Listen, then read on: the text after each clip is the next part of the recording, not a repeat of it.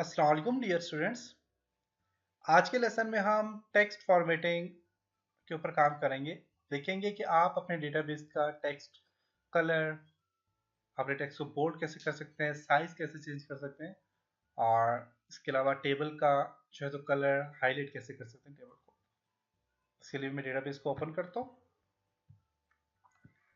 और यहाँ पे अगर आप यही चीज़ आप यहाँ पे व्यू में जाएं और व्यू में आपके पास दो ऑप्शन होते हैं। आप डिज़ाइन व्यू पे क्लिक करें और डिज़ाइन व्यू में अगर आप यहाँ से किसी भी किस्म की होम में जाके आप यहाँ से फॉर्मेटिंग करना चाह रहे हैं चेंज, या फिर ईमेल की फॉर्मेटिंग चेंज करना चाह रहे हैं, तो देखिए यहाँ पे टेक्स्ट फॉर्मेटिंग का ऑप्शन यहाँ पे नहीं दे रहा। तो टेक्स्ट फॉर्मेटिंग का ऑप्शन आपको, आप टेबल पे काम करेंगे तो टेबल पे देगा, फॉर्म पे काम करेंगे, रिपोर्ट पे काम करेंगे तो वहाँ पे आपको ये देगा।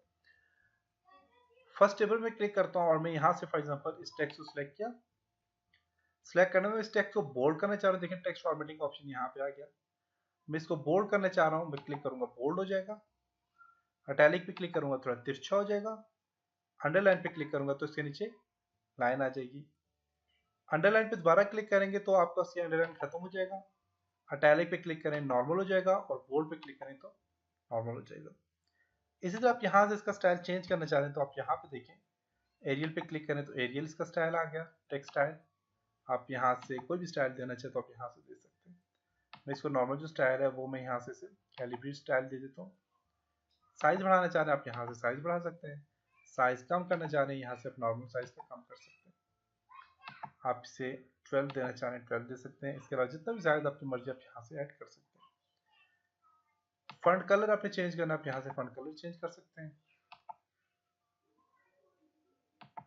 फॉन्ट का कलर चेंज हो गया है। नहीं करना चाह रहे तो आप यहाँ पे ऑटोमेटिक पे क्लिक करें तो आपका फॉन्ट कलर वापस आ जाएगा, इसी कलर में आ जाएगा। बॉर्डर को हाईलाइट करना चाह रहे हैं तो आप यहाँ से हाईलाइट कर सकते हैं। देखिए कंप्लीट हाईलाइट हो गया है। नहीं करना चाह रहे तो आप ऑटोमेटिक पे क्लिक करें, वापस अपनी नॉर्मल पोजीशन में आ जाएगा। आप टेक्स्ट को अलाइनमेंट चेंज करना चाह रहे हैं तो आप चेंज कर सकते हैं। जैसे कि सेंटर पे क्लिक करें तो देखिए यहाँ पे सेंटर में आ गया, और यहाँ पे इसको अगर आप लेफ्ट अलाइन करना चाहते हैं तो आप यहाँ पे देखिए लेफ्ट हो जाएगा। इसी तरह आपके पास यहाँ पे कुछ ऑप्शन है जो कि ग्रिड लाइन से रिलेटेड है, और ये ग्रिड लाइन आपके पास टेबल में काम, आपके पास सॉरी फॉर्म में काम करते हैं। यहाँ पे आपको नजर नहीं आएंगी, ये फॉर्म में आप ज्यादातर काम करते हैं। इस तरह आप यहाँ पे देखें तो आपके पास यहाँ पे ऑप्शन है, इस पर आप क्लिक करेंगे। ये जो आपके पास ऑप्शन है ये आपके पास है अल्टरनेट रो। आप यहाँ पे इस पर क्लिक करेंगे, अल्टरनेट रो मीन कलर चेंज हो जाएगा रो का। इसको छोड़ के नीचे वाली एक रो का कलर चेंज होगा, एक का वैसे रहेगा, एक का चेंज हो जाएगा। तो यहाँ से मैं इस पर क्लिक करता हूँ, इस रो पे क्लिक करता हूँ तो देखिए यहाँ पे इसका कलर चेंज हो चुके, इसका कलर चेंज हुआ, फिर यहाँ से इसका कलर चेंज हो गया। तो आप यहाँ से अपनी रो का कलर चेंज कर सकते हैं। नहीं करना तो आप यहाँ से दोबारा से क्लिक करें,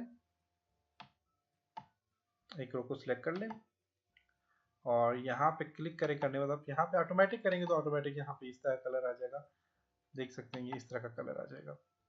अगर आप ये रखना चाह रहे हैं सही है, अदरवाइज अगर आप वाइट करना चाह रहे हैं तो आप यहाँ से सिलेक्ट करके आप यहाँ से सिर्फ वाइट पे क्लिक करें तो आपका सारा का सारा वाइट हो जाएगा। अगर आप देना चाह रहे हैं कलर तो आप यहाँ पे क्लिक करके आप ऑटोमेटिक करें तो आपका ऑटोमेटिक जो कलर है वो यहाँ पे आ जाएगा।